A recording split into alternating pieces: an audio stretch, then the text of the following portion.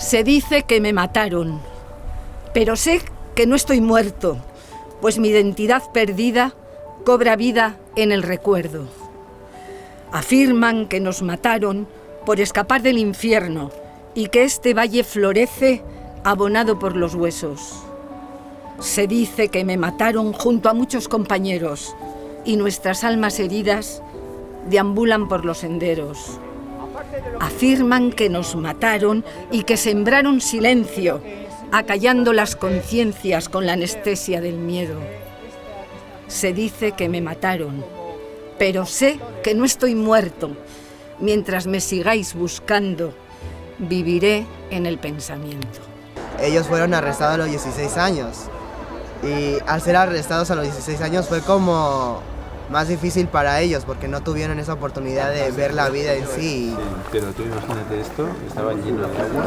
Sí, que decían que tenían agua y se morían ahí cada uno y llenaban con garrapatas. En nuestro tema de historia pues nos interesa mucho saber sobre lo que ha pasado, la historia de donde estamos viviendo, la historia de todo. Y pues le ha parecido muy interesante a nuestra profesora traernos aquí, aprovechar de que había un recorrido y que nos pudieron traer. Y bueno, la verdad es que ha sido un proceso muy bonito para ellos, el descubrimiento de toda esta historia, porque bueno, pues como comentábamos, pues son chicos que en su gran mayoría pues, no son nacidos en Navarra y bueno, y ha sido conocer un poco la historia del terreno en el que están. A lo largo de todo el curso hemos ido conociendo un poco la evolución de cómo ha sido pues, todo el siglo XX, las guerras, la guerra civil, hemos trabajado en lo que es en el ámbito de Navarra y esto ha sido como el final de curso ya, terminarlo así de esta manera para que lo vean y lo palpen, lo sientan como algo suyo y que lo vean in situ, pues yo creo que ha sido muy interesante y muy bonito para ellos.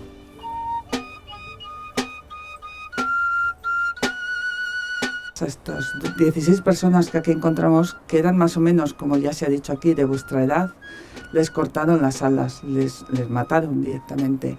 Y les cortaron las alas porque aspiraban a una sociedad más justa, más libre, más igualitaria. Yo os estaba viendo aquí ahora grabando a algunos de vosotros cuando intervenía uno de vuestros compañeros, que lo difundéis esto en las redes. Porque esto no se puede volver a olvidar, que lo que hoy aquí habéis vivido, lo que estos días habéis trabajado con los profesores y profesoras, que desde luego a los que les debemos mucho, lo contéis cuando vayáis a casa, lo contéis con los aitonas amonas, con los abuelos y abuelas, y lo contéis en las redes, porque no podemos volver a permitir que esto ocurra. Y de verdad creo que vosotros y vosotras sois los principales protagonistas, pero también los principales valedores de que en la sociedad no vuelva a ocurrir esto.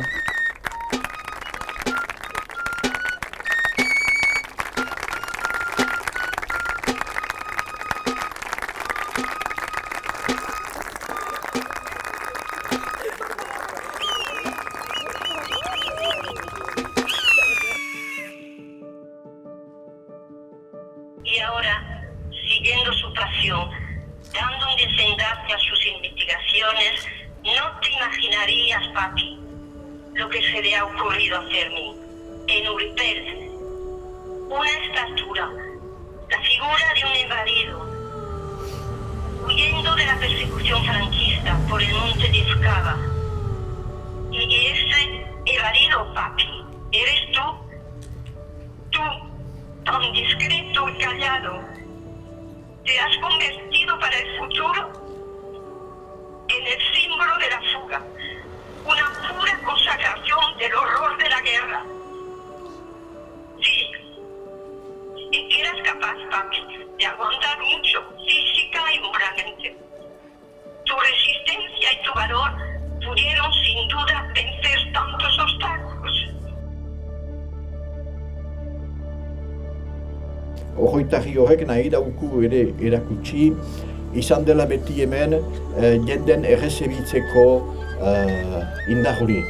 Eta jendeak heldu ziren ies, eta batzu hango gaizki ere eta errezebitu eta terbetu ditugu, jatera eman diegu eta berze, eta hartatu ditugu. Eta hori gertatu da mende guztietan. Nire aitaren aitatxik ihes egin zuen gerlatik. Izena zuen Andres Villanueva eta sortu zen Eugir 20. mendearen hastapenean.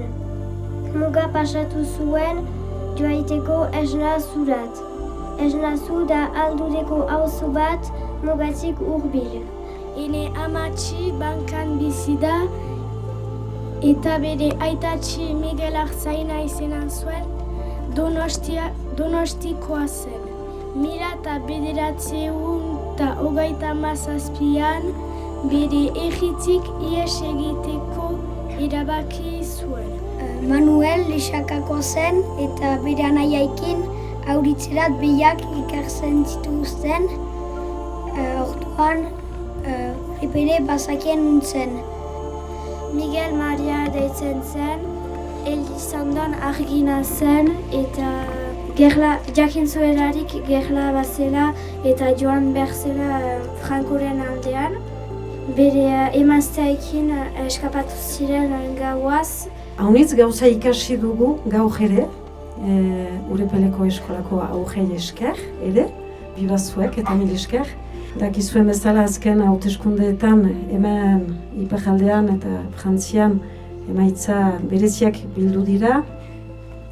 Eta guk behar dugu segitu aitzina gure memoria eta gure historia eta gure hizkuntza aitzinan emanez.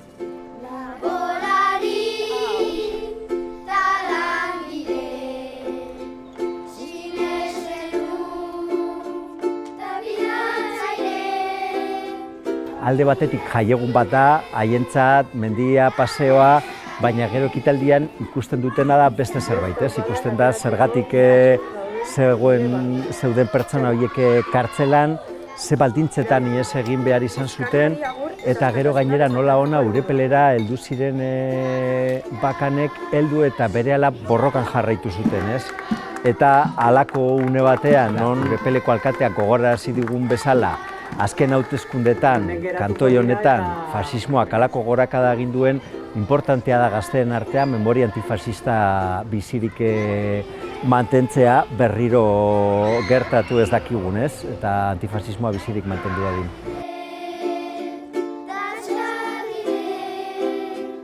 Beti entzun dut familiarekin edo lagunekin horrelako historiak, baina konkretuki historia hau ez nekien eta oso interesgarri eroitu zait.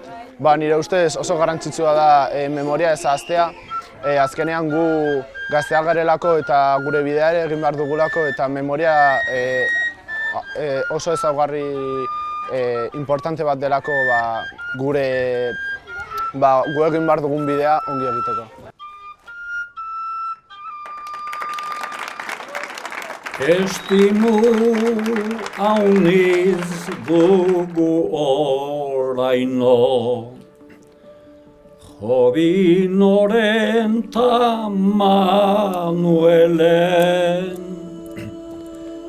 eta nok daki bezalako, berze zenbat izan aden. Denek horroizapen zerbait hor, utzia badute hemen, eta oraino norbait, hueia hunarata gertzen den, esperantzaren argiak beti argitzen du Urepelen.